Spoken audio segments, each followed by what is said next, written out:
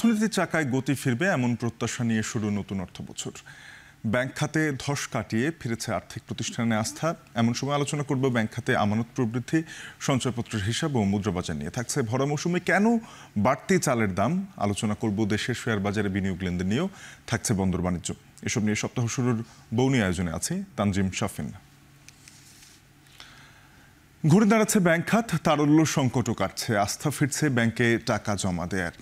Bank খাতে চলতি বছরের প্রথম প্রান্তিকে আমানত বেড়েছে প্রায় 40,000 কোটি টাকা। আমরা ব্যাংক খাতে কয়েকটি ব্যাংকের আমানত প্রবৃদ্ধির হিসেব দেখতে পারি। ব্র্যাক ব্যাংকে আমানত বেড়েছে 38.51%, সিটি ব্যাংকে বেড়েছে 25.22%, ইস্টার্ন ব্যাংকে বেড়েছে 25.17%, যমুনা ব্যাংকে বেড়েছে 24.32%, ডাচ বাংলা ব্যাংকে বেড়েছে 23.5%। অর্থাৎ আমরা দেখছি যে বেসরকারি খাতের এই ব্যাংকগুলো আমানত বৃদ্ধিতে গ্রাহকের আস্থা অর্জন করতে সক্ষম হয়েছে। ব্যাংক খাতে বিভিন্ন সময়ে আমানতের চিত্র যদি আমরা দেখি, সবশেষ জানুয়ারি থেকে মার্চ 2025-এর যে হিসাব বলছে, সেখানে আমরা দেখছি যে ব্যাংক খাতে 19,23,505 কোটি টাকা এই প্রান্তিকে আমানত এসেছে। যদি আমরা এটি এর আগের প্রান্তিকের অর্থাৎ এর আগের বছরের শেষ প্রান্তিকের সাথে তুলনা করি, তাহলে আমরা দেখব যে সেখানে 18,83,711 কোটি টাকা আমানত এসেছিল। এর আগের প্রান্তিকগুলোতে সেখান থেকেও বেশ খানিকটা পিছিয়ে ছিল। তবে আশার বিষয় যে ব্যাংক খাতের প্রতি আস্থা বাড়ছে, ফলে ব্যাংক খাতে আমানত বাড়ার প্রবণতা দেখছে। এবার সঞ্চয়পত্র নিয়ে আলোচনা করতে চাই। নতুন অর্থ বছরে জাতীয় সঞ্চয় স্কিমে সব ধরনের সঞ্চয়পত্র কমেছে সুদহার। যেমন সবচেয়ে জনপ্রিয় পরিবার সঞ্চয়পত্র স্কিমে 7.5 লাখ টাকার কম বিনিয়োগে 5 বছর মেয়াদে মুনাফা ছিল 12.5%, তা এবারে কমে এসেছে 11.93%। আর 7.5 লাখ টাকার বেশি বিনিয়োগে 5 বছর মেয়াদে মুনাফা ছিল 12.37%, যা এখন কমে এসেছে 11.8%। আমরা সঞ্চয়পত্রের যে বিভিন্ন মেয়াদি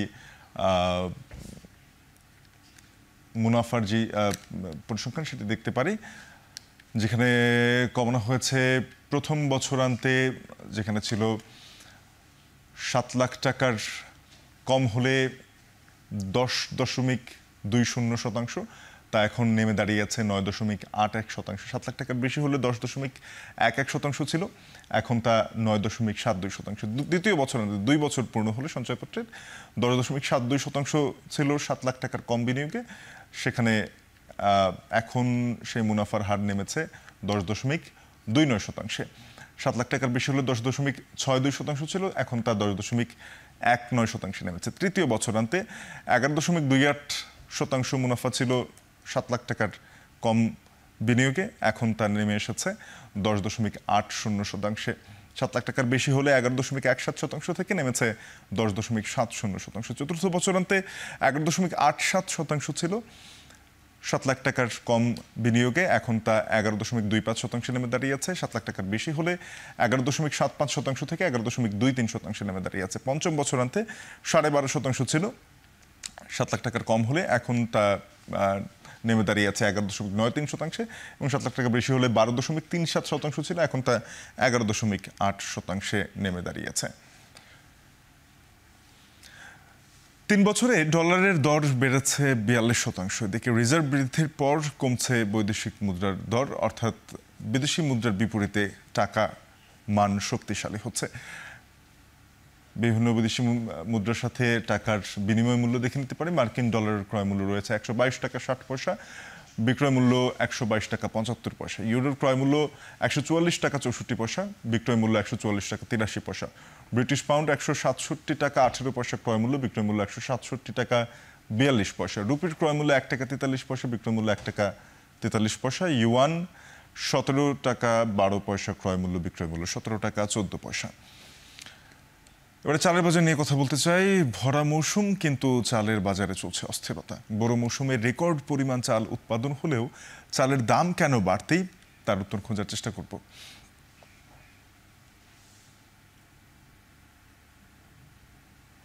বড় মৌসুমে চাল উৎপাদনের যদি পরিসংখ্যান আমরা দেখি অর্থ বছর ভেদে বিদায়ী অর্থ বছর অর্থাৎ মাত্র শেষ হওয়া অর্থ বছর 2024-25 অর্থ বছরে চালের উৎপাদন হয়েছে 2.14 কোটি টন, যেটি এর আগের অর্থ বছরে ছিল 2.1 কোটি টন। 2022-23 অর্থ বছরে ছিল 2.05 কোটি টন, 2 কোটি টন উৎপাদন হয়েছিল 2021-22 অর্থ বছরে।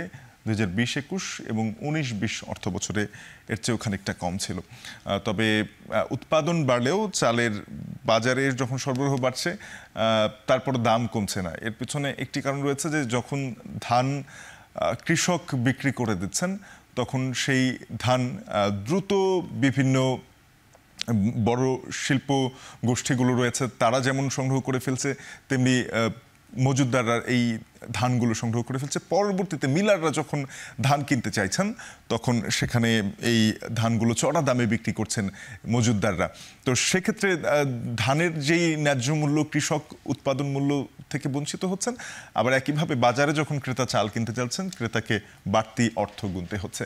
চালের বাজারে যদি আমরা দেখি মাসিক মূল্য বৃদ্ধিতে মিনিকেট, আটা, স্বর্ণা 5% বেশি করে দাম বেড়েছে। মিনিকেট চাল যেখানে মাসিক মূল্য বৃদ্ধি রয়েছে 5% বেশি, যেটি এক বছর আগে 60 থেকে 78 টাকা প্রতি কেজি ছিল, এখন তা 75 থেকে 85 টাকা। বাৎসরিক মূল্য বৃদ্ধি 15% বেশি বা প্রায় 16%। আটাশ চালের ক্ষেত্রে মাসিক মূল্য বৃদ্ধি রয়েছে 8.57%। এক বছর আগে দাম ছিল 52 থেকে 58 টাকা প্রতি কেজি, এখন তা 60 থেকে 65 টাকা। বাৎসরিক মূল্য বৃদ্ধি 13.64%। স্বর্ণা চালের ক্ষেত্রে 48 থেকে 52 টাকা ছিল এক বছর আগে, এখন তা 55 থেকে 60 টাকায় দাঁড়িয়েছে।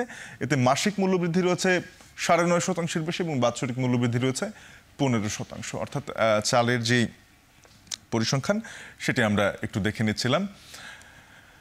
স্থানীয় বাজারেও চালের দাম বেড়ে চলেছে।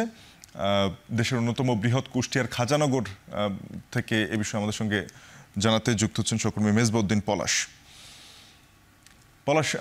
জানাবেন চালের বাজারের বর্তমান পরিস্থিতি কি, পাইকারিতে এবং খুচরায় চাল কি দরে বিক্রি হচ্ছে, ব্যবসায়ীরা কি বলছেন চালের বাড়তি দাম নিয়ে?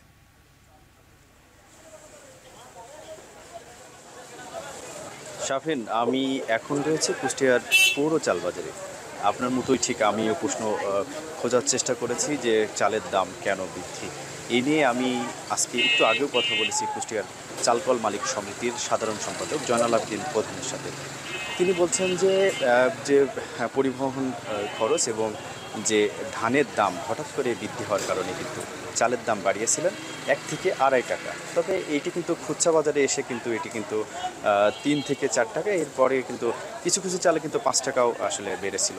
তবে আমি তার সাথে কথা বলেছি, তিনি বলছেন যে তার যে আশঙ্কা সেটি বলছে যে এই যে সিন্ডিকেট, একটি কিন্তু সিন্ডিকেট রয়েছে এবং এই সিন্ডিকেটকে সরকারি পারে যে এই সিন্ডিকেট ভাঙতে, এবং এই সিন্ডিকেট ভাঙার জন্য কিন্তু প্রশাসনের যে তৎপরতা, যে মিলগুলো সহ মিল যে চালকলগুলোতে এবং যে এই যে খুচরা বাজারে সব মিলে আসলে এখানে কিন্তু তিনি নিজেও বলেছেন যে এখানে যদি এই সিন্ডিকেট ভাঙতে যদি প্রশাসন যদি তৎপর থাকেন এতে কিন্তু কমে যাবে চালের দাম।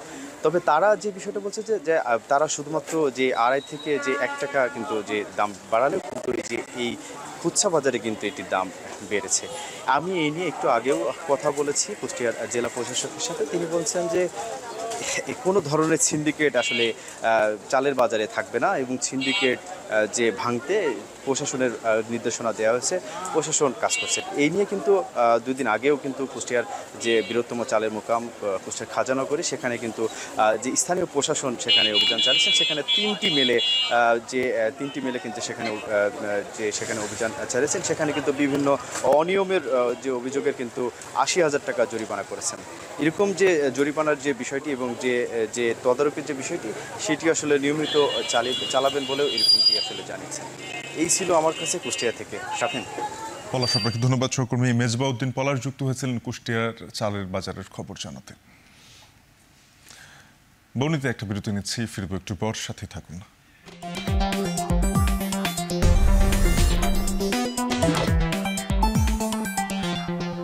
ফিল্ম বিরতির পর দেখছেন বৌনি।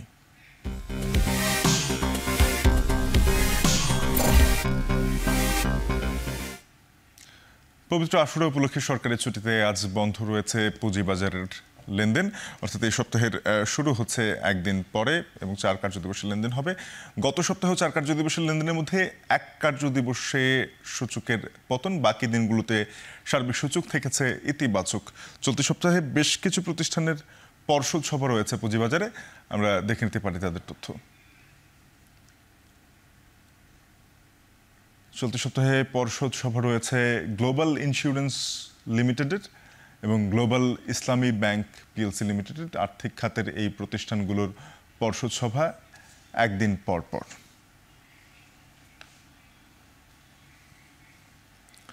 বর্ণিতে আরও একটা বিরতি নিয়ে ফিরছি, সাথে থাকুন।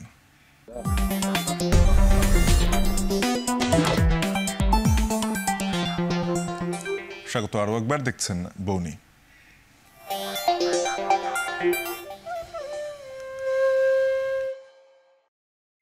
বড় মৌসুম শেষ হতে না হতেই নেত্রকোনার হাট বাজারে কমেছে ধানের সরবরাহ, যার প্রভাব পড়েছে বাজারে।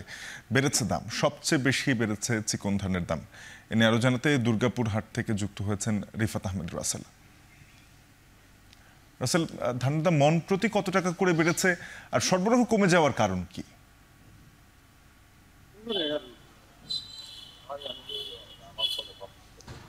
শাফরিন, আপনি জানেন যে আসলে নেত্রকোনা একটি ধান উৎপাদনের জেলা। এই জেলায় বড় মৌসুমে কিন্তু সবচেয়ে বেশি ধানের আবাদ হয়। আমি যদি আপনাকে বলে রাখি, চলতি বড় মৌসুমে নেত্রকোনায় প্রায় 12 লাখ মেট্রিক টন ধানের উৎপাদন হয়েছে, যার বাজার ছিল প্রায় 4,800 কোটি টাকা।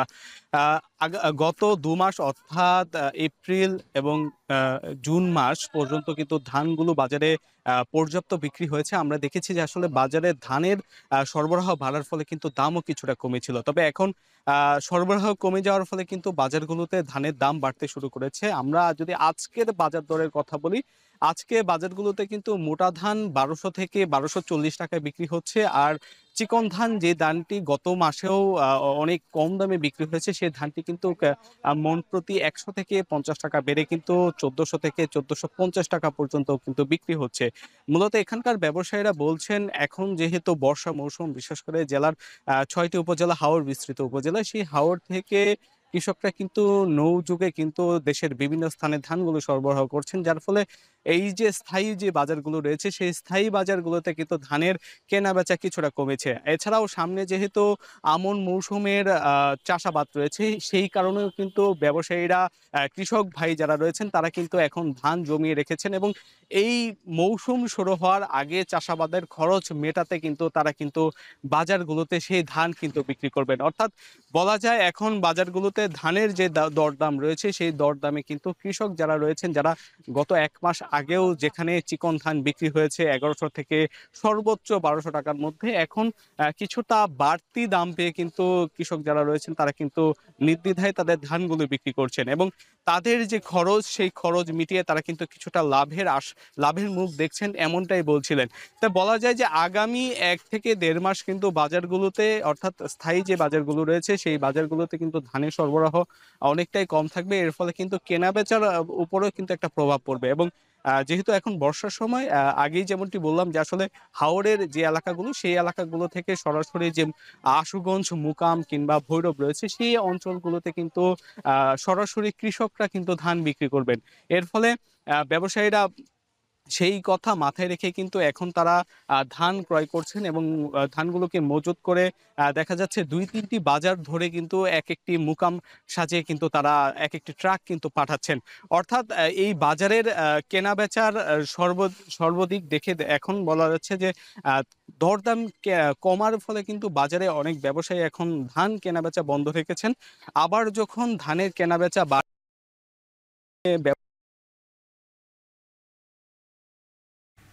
সহকর্মী রিফাত আহমেদ রাসেল যুক্ত হয়েছিলেন নেত্রকোনা থেকে, জানাচ্ছিলেন ধানের বাজার নিয়ে। টাঙ্গাইলের বাজারগুলোতে উঠতে শুরু করেছে জিআই পণ্যের স্বীকৃতি পাওয়া ক্যালেন্ডার জাতের আনারস। আবহাওয়া অনুকূলে থাকায় চলতি মৌসুমে রসালো ফলটির উৎপাদন ভালো হয়েছে, তবে দাম বেশ চড়া। এ নিয়ে আরও জানাতে মধুপুরের গারো বাজার থেকে যুক্ত হয়েছে সহকর্মী কাউসার আহমেদ। কাউসার, জানাবে যে সুমিষ্ট এই আনারসের দাম কেন বেশি? উৎপাদন তো ভালো হয়েছে, আর যেহেতু জিআই সনদ পাওয়া, রপ্তানি করার জন্য কোনো ধরনের উদ্যোগ দেখেছেন কিনা এই আনারসগুলো? সাফিন, যে দামের বিষয়টি যদি বলি, সেটা হচ্ছে গত বছরের চেয়ে এবছর আনারসের দাম অনেকটাই বেশি। এর কারণ হিসেবে যারা চাষি রয়েছেন তারা বলছেন যে গত কয়েক বছর তারা ক্ষতিগ্রস্ত হয়েছে। আনারসের তেমন চাহিদা ছিল না। যে আনারস সাধারণ বাজারে 15 থেকে 20 টাকা বিক্রি করার কথা ছিল, সেই আনারস গত বছর বিক্রি হয়েছে 8 থেকে সর্বোচ্চ 10 টাকায়। তারা অনেকেই কিন্তু এই গত বছর ক্ষতি হওয়ার পরে অনেকেই কলা সহ অন্যান্য ফসল চাষ করেছেন বলে আমরা জানতে পেরেছি। এবছর আনারসের দাম বাড়ার কারণ হিসেবে যারা চাষি ও ব্যবসায়ী রয়েছেন তারা বলছেন যে আনারসের এবার চাহিদাটা একটু বেশি, যে কারণে চাহিদা বাড়ার সাথে সাথে আনারসের দামটাও একটু বেশি। আজকের বাজারে কিন্তু, বাজার বলতে শেষ হয়েছে কিছুক্ষণ আগে, ভোর থেকে শুরু করে বেলা 1:30টা পর্যন্ত এখানে বাজার চলে। তারপরে থেকে এই বাজার থেকে ঢাকা, খুলনা, সিলেট, চট্টগ্রাম, উত্তরাঞ্চলের বগুড়া, রংপুর, দিনাজপুর সহ বিভিন্ন জেলায় যারা ব্যবসায়ী রয়েছেন তারা পেছনে যে ট্রাক ভরা হচ্ছে, এই ট্রাক যোগেই কিন্তু তারা আনারস নিয়ে যায়। আর এই ব্যবসায়ীরা বলছেন যে আজকের বাজারে আনারস তারা কিনেছেন 15 থেকে শুরু করে সর্বোচ্চ 40 টাকা দর। আর এদিকে আমার সাথে জেলা কৃষি কর্মকর্তা যিনি রয়েছেন তার সাথে কথা হয়েছেন, তিনি জানিয়েছেন যে চলতি মৌসুমে জেলায় প্রায় 8,000 হেক্টর জমিতে আনারসের চাষ হয়েছে। এখান থেকে প্রায় 3 লাখ মেট্রিক টন আনারস উৎপাদন হবে। কৃষি অফিসার আরো জানিয়েছেন যে এই আনারস থেকে চকলেট এবং জেলি, জুস সহ বিভিন্ন খাদ্য দ্রব্য যাতে তৈরি করা যায় সেই হিসাবে সরকারের পরিকল্পনা রয়েছে। এছাড়াও বিভিন্ন বেসরকারি প্রতিষ্ঠান ইতিমধ্যে এই আনারস থেকে বিভিন্ন খাদ্য সামগ্রী তৈরি করছেন। তিনি রপ্তানির বিষয়ে বলেছেন যে সৌদি আরব সহ মধ্যপ্রাচ্যের বিভিন্ন দেশে আনারস রপ্তানি হচ্ছে। এই বিষয়ে যাতে আরো বেশি বাড়ানো যায় সেই হিসাবে জেলা কৃষি অফিসের পক্ষ থেকে তারা কাজ করে যাচ্ছেন। আর এছাড়াও এই বাজারে প্রতিদিন প্রায় কোটি টাকার উপরে বাণিজ্য হয়ে থাকে। এই বাজারে এই মধুপুর ছাড়াও পার্শ্ববর্তী ঘাটাইল এবং ময়মনসিংহের ফুলবাড়িয়া উপজেলা থেকে তারা আনারস নিয়ে আসেন। তো শাফিন, এই ছিল আমার কাছে আনারস বিক্রির সবশেষ তথ্য। কাউসার, আপনাকে ধন্যবাদ। সহকর্মী কাউসার আহমেদ যুক্ত হয়েছিলেন মধুপুরের গারোবাজার থেকে। টাঙ্গাইলের জানাছিলেন ক্যালেন্ডার জাতের আনারসের উৎপাদন এবং বাজারজাতকরণ নিয়ে। এই ছিল সপ্তাহের বর্ণিতে। এখন টেলিভিশনের ওয়েবসাইট দেখতে ভিজিট করুন www.এখন.tv। যুক্ত থাকুন ফেসবুকে facebook.com/tv.এখন, আর ইউটিউবে চোখ রাখুন youtube.com/c/এখন tv।